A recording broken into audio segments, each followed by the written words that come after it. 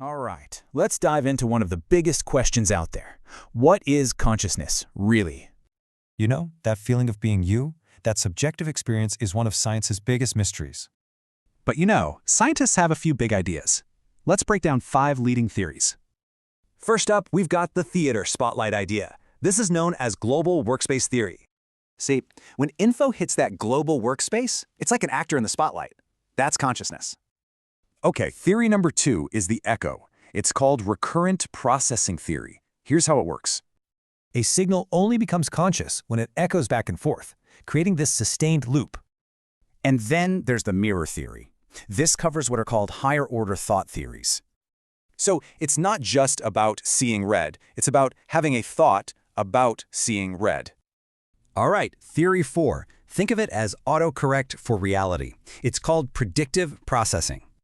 Basically, your brain is always guessing what it's about to see. Consciousness is it updating those guesses. And last but not least, the tightly knit web. This one's integrated information theory. It says consciousness is a measure of how integrated information is. Think a tight web, not loose threads. So spotlight, echo, mirror. They sound really different, but they all share one big idea. And that idea is feedback loops. Basically some kind of self-referential looping process.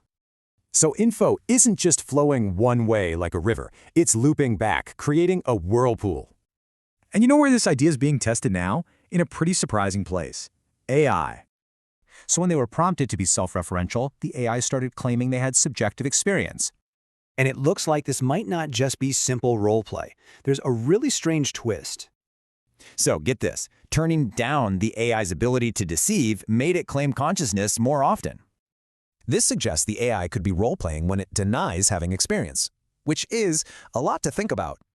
As you can imagine, this research brings up some enormous ethical stakes, no matter what the answer is.